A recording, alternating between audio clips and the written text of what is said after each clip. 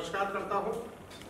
आज के महाराष्ट्र प्रदेश मुंबई में हो रहे इस प्रेस कॉन्फ्रेंस में सभी मीडिया बंधु जो यहाँ उपस्थित हुए, हमारे साथ प्रदेश के यशस्वी अध्यक्ष महाराष्ट्र प्रदेश सैल्यूट तिरंगा के श्री रवि चिकारा जी हम लोगों के साथ में हैं, जिन्होंने हाल में ही अभी कार्यक्रम तिरंगा यात्रा का राष्ट्रीय संयोजक की भूमिका में चल रहे हैं। हमारे साथ बैठी बहन कविता संज्ञार जी हम लोगों के साथ उपस्थित है। विंग कमांडर अजय शर्मा जी हम लोगों के बीच उपस्थित है। हम लोगों के साथ विजय आशीष जी हम लोगों के बीच में हम लोगों के साथ उपस्थित है। कन्हैया जी हैं और योगेश पटेल जी हम लोगों के साथ यहाँ पर उपस्थित हैं। साथ ही सैल्यूट तिरंगा महाराष्ट्र प्रदेश के कई गण्यमान लोग और भी हम लोगों के साथ यहाँ पर उपस्थित हैं। आज का प्रेस कॉन्फ्रेंस करने के पीछे जो उद्देश्य है, ये आप सभी मीडिया बंधु के माध्यम से न सिर्फ महाराष्ट्र प्रदेश बल्कि पूरे देश और विदेश में ये बात पहुंचाने के लिए आवश्यक रहा है कि अभी हाल में ही सैल्यूट तिरंगा जो एक राष्ट्रवादी संगठन है और पिछले 8 वर्षों से देश भर में राष्ट्रवादी जन जागरण के कार्य को लेके कई सारे ऐसे कार्यक्रम को लेके हम लोग आगे बढ़ रहे हैं। लेकिन विशेष बात यह है आज के प्रेस कॉन्फ्रेंस की कि हम लोगों ने पिछले 3 महीना पहले कुछ कार्यक्रम बनाया देश में, जिसको लेके आज पूरे देश में चर्चाएं हो रही है। कार्यक्रम का नाम था तिरंगा यात्रा और तिरंगा यात्रा के लिए हम लोगों ने महाराष्ट्र प्रदेश अध्यक्ष श्री रवि चिकारा जी को तिरंगा यात्रा पूरे भारत का राष्ट्रीय संयोजक बनाया। और बहुत ही खुशी की बात है, गर्व की बात है कि हम लोगों ने जब तिरंगा यात्रा का शुभारंभ करने के लिए सोचा तो पहला प्रेस कॉन्फ्रेंस हम लोगों ने श्रीनगर में 17 जुलाई 2024 को श्रीनगर में डल लेक के पास में ही हम लोगों ने प्रेस कॉन्फ्रेंस किया। और उस प्रेस कॉन्फ्रेंस के माध्यम से हम लोगों ने न केवल जम्मू कश्मीर के आवाम को बल्कि पूरे देश के लोगों को ये बताया कि पिछले वर्ष की भांति इस साल भी हम लोग तिरंगा यात्रा जम्मू कश्मीर से ही प्रारंभ करेंगे और 1 अगस्त से लेकर 15 अगस्त तक पूरे भारत में हम लोग हर घर तिरंगा के तर्ज पे कई तरह के यात्रा को लेके आगे बढ़ेंगे, जिसमें हम लोगों ने तिरंगा यात्रा में पदयात्रा को भी किया। डल लेक पे शिकारा बोट के भी यात्रा निकाले गए, कई जगह पर साइकिल यात्रा भी निकाले गए। देश के अनेकों कोने कोने में जिले जिले में जाकर हम लोगों ने तिरंगा यात्रा निकाला। लेकिन आपको बताते हुए मीडिया के माध्यम से जो खबर जाएगी दुनिया को, ये जानना जरूरी है कि हम लोगों ने श्रीनगर में जब यात्रा निकाला 1 अगस्त को, तो पूरे देश आश्चर्यचकित होकर देख रहे थे कि उन सब स्थानों पर यात्रा निकाला गया जहां आज तक यात्रा कभी भी तिरंगा यात्रा निकाला नहीं गया था। आपने नाम सुना होगा सिराज उल उलमन, ये एक मदरसा है वहां पे, जहां पर आजादी के बाद कई बार प्रयास किया गया कि उनके स्कूल कॉलेजेस मदरसा में तिरंगा यात्रा निकाला जाए, लेकिन उन लोगों ने कभी भी तिरंगा को हाथ में नहीं उठाया, अपने कंधे पे नहीं उठाया। लेकिन धन्यवाद करता हूं मैं पूरे टीम को जो इस कार्यक्रम में रवि चिकारा जी के साथ वहां पर मौजूद थे। हमारे साथ अभी रवि चिकारा जी बताएंगे कि टीम में कौन कौन लोग वहां पर अगुवाई किए। मैं और सचिदानंद जी इनके साथ वहां संजय सराफ जी के साथ, नवीन जी और विकास जी के साथ प्रेस कॉन्फ्रेंस किया था और उसमें हम लोगों ने खुलेआम इस बात को रखा था कि हम जम्मू कश्मीर के युवाओं को साथ लेके आएंगे, हम वहां के महिलाओं को लेके आएंगे, आम आवाम को लेके आएंगे और हम लोग एक संदेश देना चाहते हैं कि हम जम्मू कश्मीर से कन्याकुमारी तक, कटक से कटक तक, बंगाल से आसाम तक पूरे भारत को एक सूत्र में बांधना चाहते हैं, जिसमें कोई जाति नहीं है, कोई धर्म नहीं है, कोई समुदाय नहीं है, सिर्फ एक धर्म है, वो धर्म है तिरंगे का। एक बात है भारत माता की जयकारा का।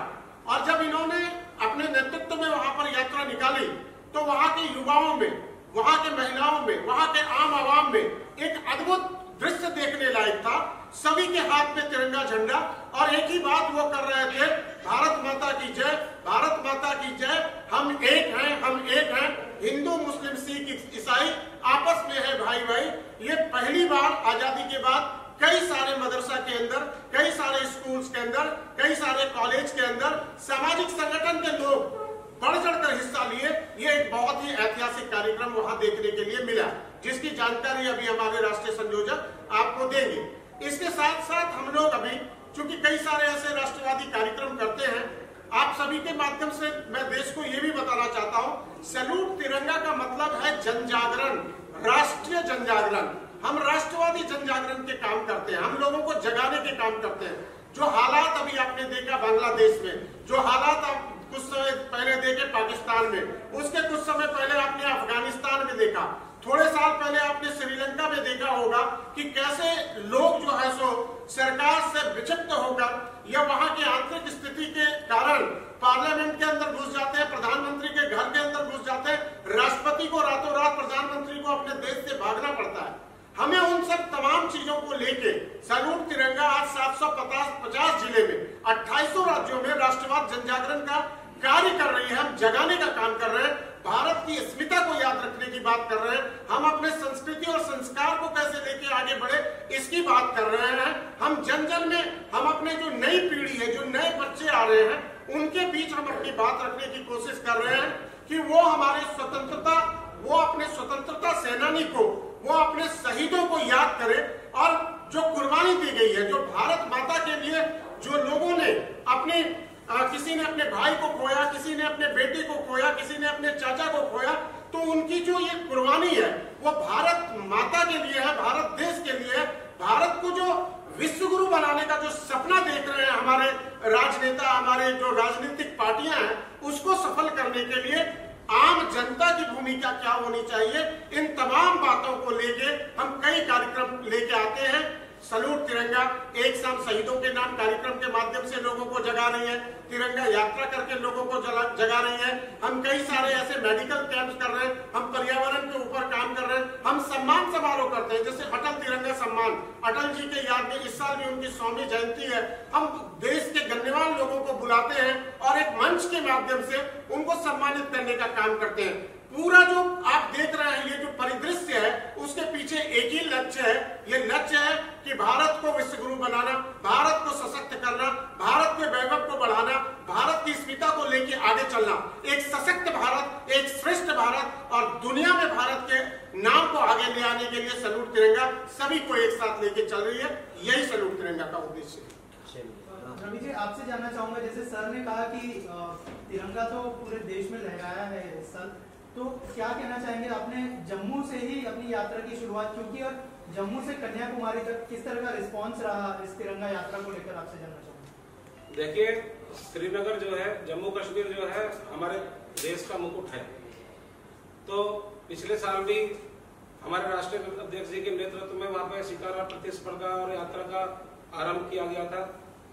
तो हम लोगों ने ये सोचा कि जम्मू कश्मीर की ओर पूरा विश्व देखता है और जम्मू कश्मीर के युवाओं को प्रोत्साहित करने के लिए, उन सब लोगों को अपने साथ जोड़ने के लिए, देश में राष्ट्रवाद की और एकता की भावनाओं को प्रदर्शित करने के लिए, पूरे विश्व में पहुंचाने के लिए हम सब लोगों ने मिलकर तय किया कि हम 1 अगस्त में पूरे देश में यात्रा की शुरुआत श्रीनगर से करेंगे।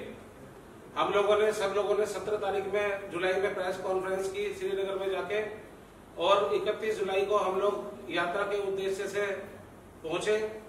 हमारे प्रदेश की टीम, जिसमें फैजान जी हमारे प्रदेश अध्यक्ष हैं, शब्बीर जी हमारे जनरल सेक्रेटरी हैं, संजय सराफ जी हमारे राष्ट्रीय महामंत्री हैं और हमारे राष्ट्रीय अध्यक्ष जी की अध्यक्षता में और हमारे संगठन मंत्री श्री सच्चिदानंद जी की अध्यक्षता में हम लोग 1 अगस्त में सुबह 8 बजे डल लेक के किनारे नेहरू पार्क पर बरिस्ता के पास से हमने यात्रा की शुरुआत की।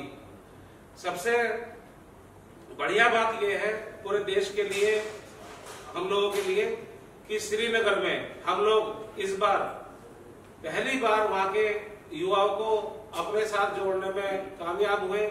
3 किलोमीटर की इस यात्रा में बारिश पड़ रही थी और हम सब लोग नारे लगाते हुए जा रहे थे कि देश का झंडा ऊंचा रहेगा, भारत का झंडा ऊंचा रहेगा, वंदे मातरम और भारत माता की जय। पूरे 3 किलोमीटर की यात्रा में बारिश पड़ते हुए यात्रा चल रही थी और इस तरह के जयघोष हो रहे थे और वहां के जम्मू कश्मीर के स्कूलों की बच्चियां और बच्चे और युवा साथी बुजुर्ग 80 साल के लोग भी झंडा लेके अपने हाथ में खड़े हुए थे। और मुझे उन सब लोगों के साथ में यात्रा करते हुए हमारे सल्यूट तिरंगा के नेतृत्व में इतने आनंद की अनुभूति हुई, मेरा सर इतने गर्व से ऊंचा हुआ और सब लोगों से हमने बहुत विस्तृत तरीके से बात की, सब लोग उसके साथ कनेक्ट करने की कोशिश की, उनके साथ में चाय नाश्ता किया, उनके साथ में खाना खाया, उनके साथ में फिर शिकारा प्रतिस्पर्धा की। तो हम लोग सब एक ही है, हमारा पूरा देश एक ही है। हमारे सल्यूट तिरंगा की संगठन की ये इच्छा है कि पूरे देश में जैसे हम दिल्ली, बंबई, इंदौर, कलकत्ता सब जगह घूमते हैं, बंबई, ऐसे ही हमारा जम्मू कश्मीर भी होना चाहिए। हमारे लिए वो जगह और उन सब लोगों के लिए हम लोग सब एक साथ में इस तरीके से मिक्सअप होने चाहिए। वहां पे नए नए डेवलपमेंट होने चाहिए, वहां पे रोजगार बढ़ना चाहिए। अगर भय का माहौल नहीं रहेगा, अगर जिस तरीके से हमने डल लेक के किनारे हमारे संगठन ने तिरंगा यात्रा का आयोजन किया, उससे भी पूरे विश्व में एक अच्छा संदेश गया, सब लोगों को थोड़ा कंफर्टनेस महसूस होती है। आपके मीडिया के माध्यम से पूरे नेशनल न्यूज पे, इंटरनेशनल न्यूज पे ये न्यूज सब जगह चल रही थी और बार बार चल रही थी, सारे सोशल मीडिया में भी चल रही थी। और हमारे सल्यूट तिरंगा के लाखों कार्यकर्ताओं ने और हमारे देश के बहुत सारे लोगों ने हमसे इस बारे में तरह तरह के सवाल किए। सब लोगों की इतनी उत्सुकता है, कम से कम 200-300 वीडियो है जो मैं आप लोगों के साथ में शेयर कर सकता हूं। डल लेक के किनारे श्रीनगर के अलावा 1 से 15 तारीख तक जम्मू कश्मीर के 6 जिलों में अलग अलग जगह पे, सैकड़ों जगह पे स्टूडेंटों को साथ में लेके, युवाओं को साथ में लेके, बुजुर्गों को साथ में लेके इतनी यात्राएं निकालनी है कि इतिहास रचा गया है इस बार सल्यूट तिरंगा के संगठन के द्वारा। सर, इसके अलावा क्या क्या चैलेंजेस है? जैसे सर ने कहा कि बहुत सारे एरिया में ऐसे थे आजादी के बाद भी तिरंगा नहीं फहराया गया था, तो क्या कहना चाहेंगे? देखिए, आप इस देश में नहीं, किसी भी देश में, पूरे विश्व में कहीं पे भी कुछ अच्छा काम करने निकलेंगे तो बहुत सारी दिक्कतें आएंगी, बहुत सारी परेशानी आएंगी, लोग आपको रोकेंगे, जगह जगह परेशान करेंगे। लेकिन इस यात्रा से पहले ही हमारे राष्ट्रीय अध्यक्ष जी की गृह राज्य मंत्री जी से मुलाकात हुई थी और गृह राज्य मंत्री जी ने हमें पूरी सुरक्षा का और पूरे सहयोग का वादा किया था। लेफ्टिनेंट गवर्नर आदरणीय श्री मनोज सिन्हा जी ने भी हमें बहुत सहयोग दिया और वहां के प्रशासन का भी मैं बहुत धन्यवाद करता हूं। उन्होंने परमिशन से लेके और हमारे साथ में सुरक्षा के लिए, सिक्योरिटी के लिए बहुत समुचित, बहुत बेहतरीन प्रबंध किया, हमें पूरा आश्वस्त किया, हमें कंफर्ट जोन दिया, हमें अच्छा माहौल दिया। और देखो, आप सब लोग परिचित हैं कि पहले के मुकाबले पिछले कुछ सालों में वहां का माहौल बहुत बदला है। वहां पे विकास के बहुत कार्य हुए हैं, बहुत लोगों का नजरिया भी काफी चेंज हुआ है। हम जैसे लोगों के माध्यम से भी लोग काफी सहज हो रहे हैं और लोग बहुत प्यारे लोग हैं, बहुत अच्छे लोग हैं। सिर्फ और सिर्फ कुछ लोग हर जगह होते हैं, पूरे देश में होते हैं, हर जगह होते हैं, हर शहर में होते हैं, तो खराब और अच्छे का संतुलन तो सब जगह चलता रहता है। लेकिन हमारा उद्देश्य ये है कि वहां पे और भी ज्यादा विकास कार्य हो। हमें भी कुछ वहां पे कार्यों का पता लगता है कि वहां पे किन किन चीजों की जरूरत है। हम अपने राष्ट्रीय अध्यक्ष जी के माध्यम से सरकार से भी कुछ योजनाएं वहां पे मोबिलाइज, और वैसे तो सरकार वहां पे अपने हिसाब से बहुत अच्छे अच्छे काम कर रही है, लेकिन हम भी जितना हमसे हो पाएगा मैसेज दे पाएंगे सरकार को। और जो वहाँ पे कुछ अच्छे कार्य कराने की जरूरत है, कुछ विकास कार्य कराने की जरूरत है वहाँ के रोजगार के लिए, वहाँ के युवाओं के लिए, वो हम अपने स्तर पर संगठन के माध्यम से 100% करेंगे और करते रहेंगे। सर, इसके अलावा तिरंगा तो सब जगह पे फहराया गया इस बार, लेकिन जो बंगाल में शर्मनाक चीज हुई रेप को लेकर, उसके बारे में क्या राय है? पहले मैं 1 मिनट के लिए यही बात कंप्लीट कर लेता हूँ। 1 तारीख के बाद में 1 से 15 अगस्त सल्यूट तिरंगा ने श्रीनगर और जम्मू कश्मीर के अलग अलग जिलों में, सोफिया जैसी जगह में भी, सब जगह में बहुत बड़ी बड़ी यात्राएं की, बहुत कार्य किए। इसके साथ साथ 28 के 28 प्रदेशों में, यूनियन टेरिटरीज में सल्यूट तिरंगा संगठन के प्रदेश अध्यक्षों ने और लाखों कार्यकर्ताओं ने ऐतिहासिक रैलियां निकाली है, ऐतिहासिक तिरंगा यात्राएं निकाली है पूरे देश में। और पूरे देश में युवाओं में और सब महिलाओं में, बच्चियों में, बुजुर्गों में एक अच्छा संदेश गया है जो सैल्यूट तिरंगा का उद्देश्य है। हमारे देश को आजाद हुए 77 वर्ष हो गए हैं। 77 वर्ष बहुत बड़ा समय होता है। हम अपनी आजादी जो एंजॉय कर रहे हैं, हमारा जो यूथ है उसको पता चलना चाहिए कि इसको सस्टेन करने के लिए क्या करना चाहिए। हमें राष्ट्रवाद की भावना हमें कूट कूट के भरी हुई होनी चाहिए। तो इस विषय के लिए सैल्यूट तिरंगा हमेशा कार्य करता रहेगा। अब मैं आपके दूसरे क्वेश्चन का जवाब देता हूं। पिछले 5-6 सालों में बंगाल में अनेकों घटनाएं ऐसी हुई हैं जिसने लोकतंत्र पे क्वेश्चन मार्क लगाया है। किसी सरकार के होते हुए, किसी एक्टिव सरकार के होते हुए किसी भी हिंसक पीड़ित कहीं पे चढ़ जाना, कहीं पे हमला कर देना, लॉ एंड ऑर्डर को डिस्टर्ब करना, ये अच्छी बात नहीं है।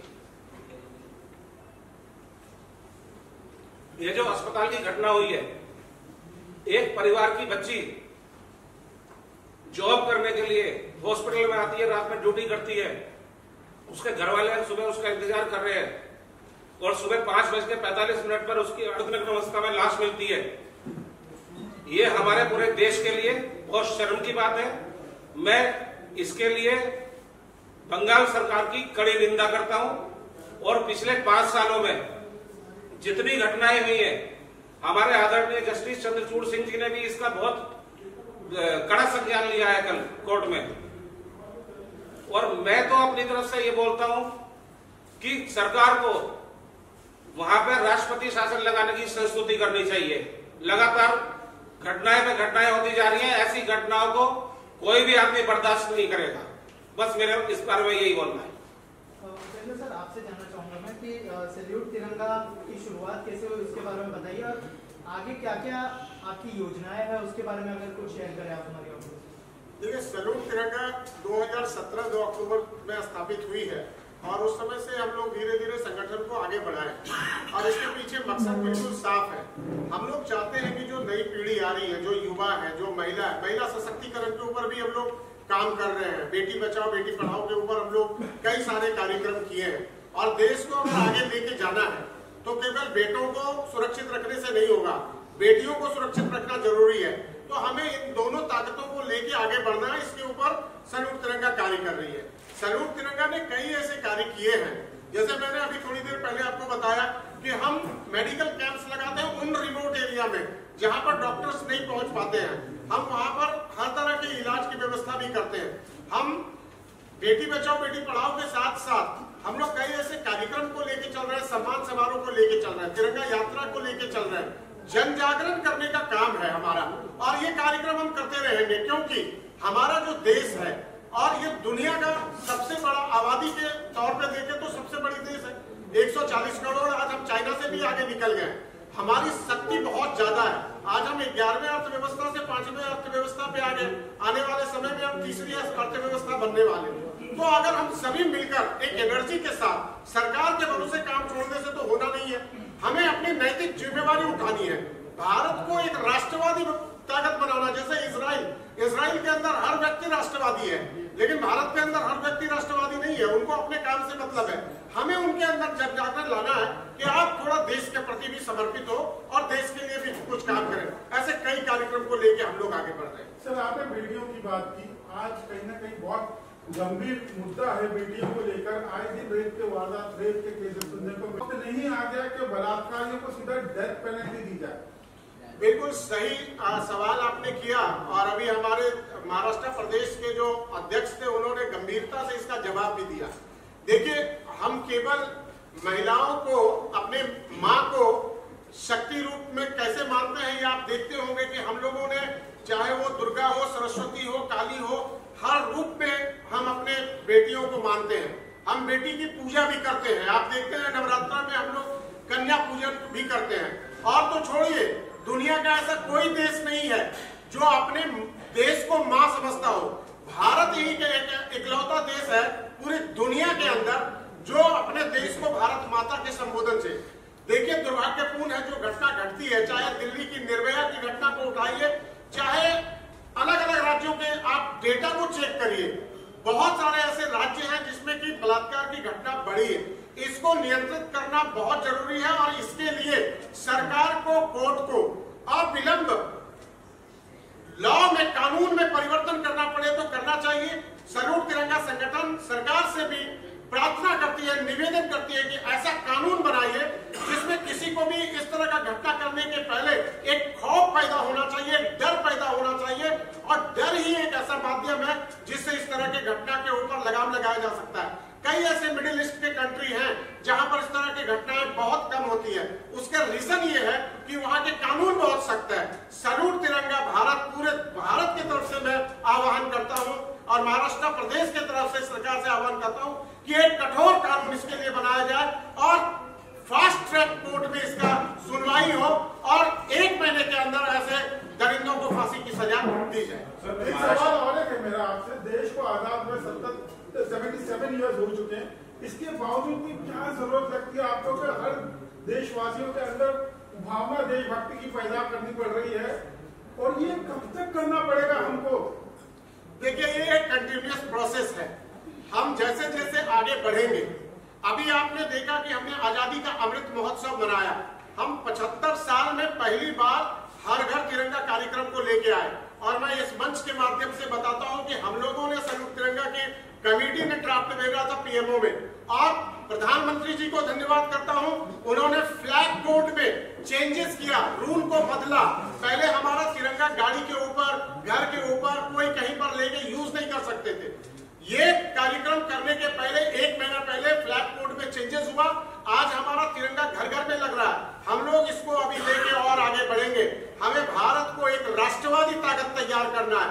हर व्यक्ति देश के प्रति सोचे, और ये हर घर तिरंगा अगले जब 100 साल आजादी का हम मनाएंगे तो ये हर हाथ तिरंगा होगा, और राष्ट्रवाद के लिए तो काम करते ही रहना पड़ेगा। हमारा जो देश है, हमारा देश जो है वो बहुत बड़ा देश है। आजादी के माध्यम से देखें तो हम दुनिया के नंबर 1 कंट्रीज हैं, और इसमें हर तरह के लोग हैं, अमीर है, गरीब है, आर्थिक व्यवस्था जो है वो भी आप देख रहे हैं, रोजगार की स्थिति भी देख रहे हैं। तो हमें इसके ऊपर लगातार निरंतर काम करते रहना होगा, और भारत को अगर दुनिया का विश्व गुरु बनाना है, जो सोने की चिड़िया वाली बात थी कि भारत एक सोने की चिड़िया पहले था और फिर से उसको बनाना है, तो राष्ट्रवाद जन जागरण करने का काम करना होगा। मैं धन्यवाद करता हूं प्रधानमंत्री जी को यहाँ से कि 2014 के बाद से भारत में माननीय मोदी जी, अमित शाह जी की वजह से राष्ट्रवाद का जन जागरण का काम आगे बढ़ा, और सैल्यूट तिरंगा ने इसको लेके मजबूती से आगे बढ़ाने का काम कर रहे हैं। जितने भी डेवलप कंट्रीज हैं वहाँ पे देखा गया है कि हर कोई डेवलपमेंट की बात करता है। हमारा एक ऐसा देश है, आज भी इतने सालों बाद डेवलपमेंट को भूल कर कहीं न कहीं धर्म की राजनीति पे ही जुटा हुआ है। जितनी भी राजनीतिक पार्टियां हैं वो धर्म के नाम पर ही इलेक्शन जीतती है, कहीं ना कहीं उनको उस पर ही ध्यान देना पड़ता है। आपको नहीं लगता कि आज के एरा में इस चीज को बदल कर डेवलपमेंट की बात होनी चाहिए सिर्फ? सर ऑल्सो ये इसी से जुड़ा सवाल है कि क्या सैल्यूट तिरंगा में भी कुछ पॉलिटिकल पार्टीज जुड़ी हुई है या फिर इंडिपेंडेंटली काम करता है सैल्यूट तिरंगा? देखिए, सैल्यूट तिरंगा के बारे में सबसे पहले मैं बात आपसे कर देता हूँ साफ, सैल्यूट तिरंगा एक गैर राजनीतिक संगठन है। हमें राजनीति से कोई लेना देना नहीं है, लेकिन सैल्यूट तिरंगा के कोई सदस्य अगर किसी पार्टी में है तो उससे भी मेरे को कोई परहेज नहीं है। लेकिन मैं बोलता हूं कि कोई भी जाति का हो, कोई भी धर्म का हो, कोई भी समुदाय का हो, कोई भी राज्य का हो, कोई भी भाषा का हो, तिरंगा के लिए सब एक है।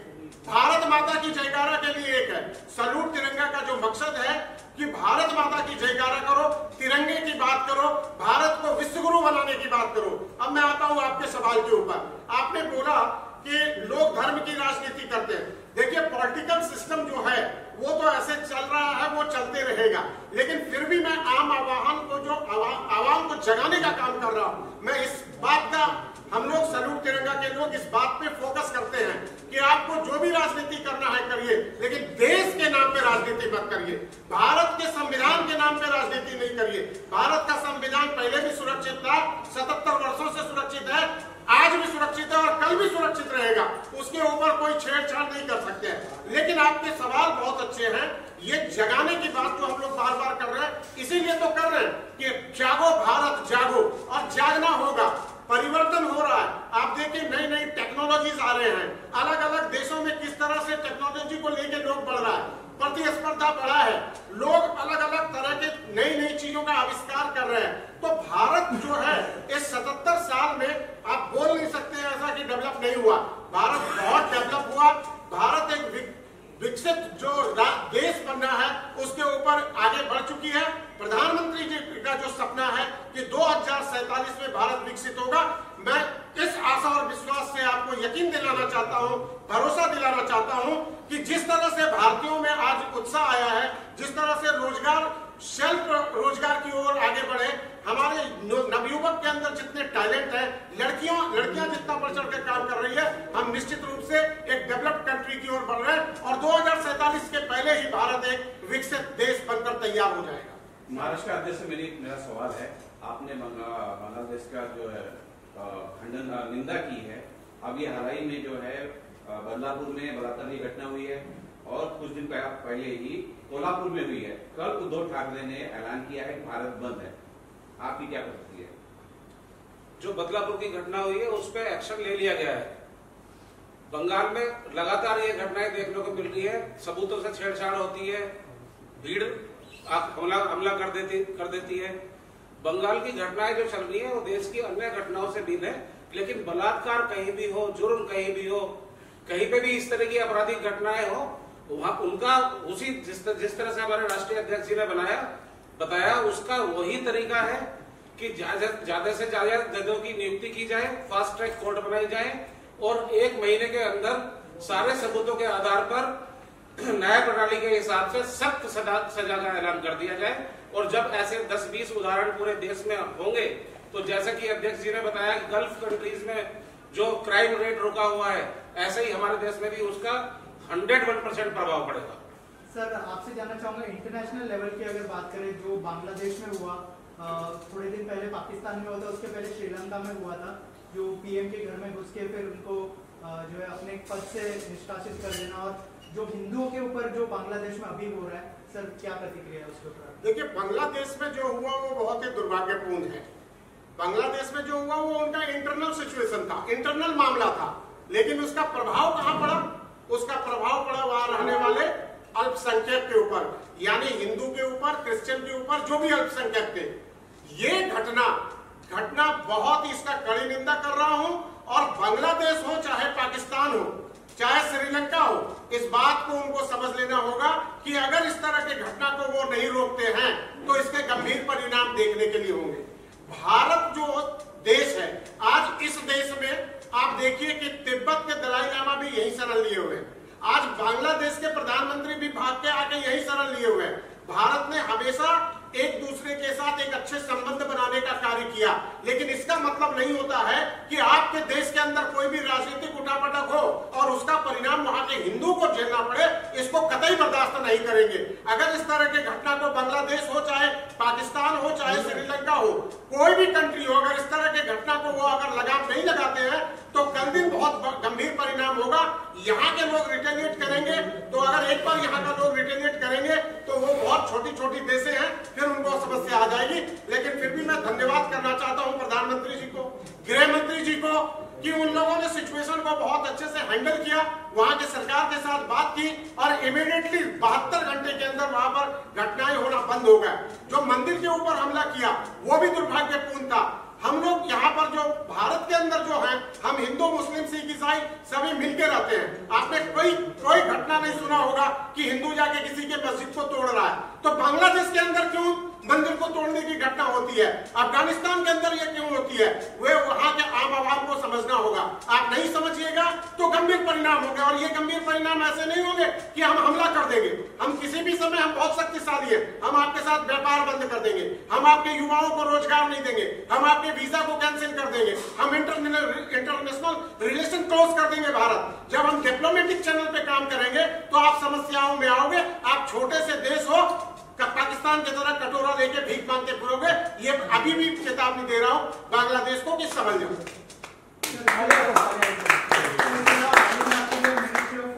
फॉरेस्ट का वाइस प्रेसिडेंट बनाया गया है, सर क्या कहना चाहेंगे? एनवायरमेंट को लेकर किस तरह का काम चल रहा है, उस बारे में भी कुछ शेयर करें। देखिए, सही बात है, आप सभी के पत्रकार बंधु, हमारे रवि जी हैं, हमारी बहन हैं, यहाँ पे हमारी टीम बैठी हुई है, सौरभ जी बैठे हुए हैं।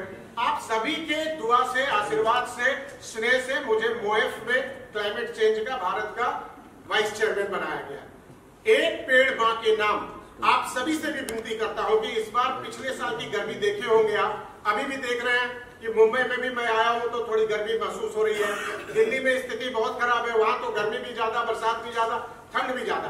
तो क्लाइमेट चेंज का जो सिचुएशन आ रहा है, इसके लिए हम सभी को जागृत होना होगा।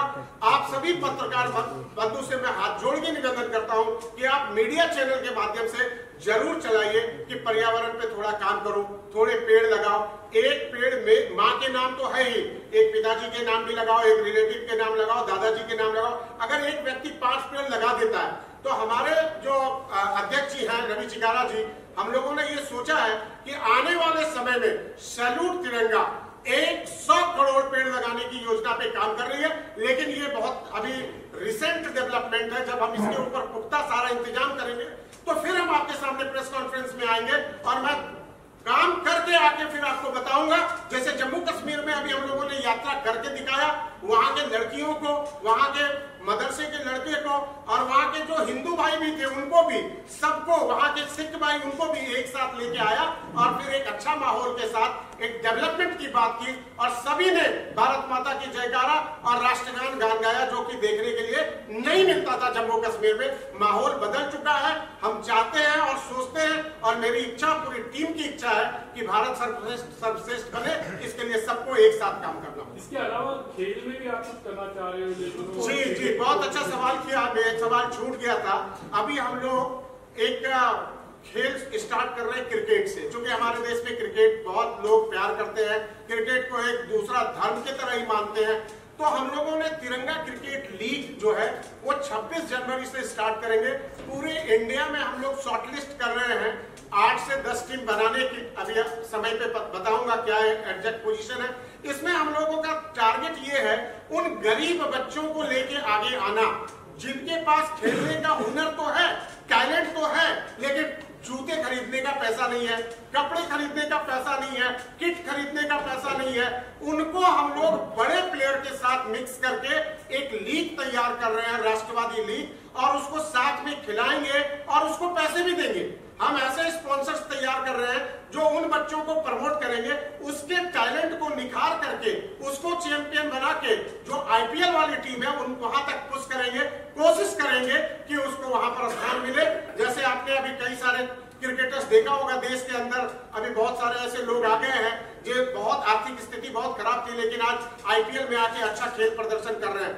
तो ऐसे ही हम लोग खेल को भी लेके आगे आ रहे हैं। तो ये राष्ट्रवाद में सभी काम है। देश के जन जागरण के लिए, देश के विकास के लिए, बेहतरी के लिए हर क्षेत्र में हम लोग काम करना चाह रहे हैं। तो हम इसको तिरंगा क्रिकेट लीग का भी उद्घाटन जल्द करने वाले हैं।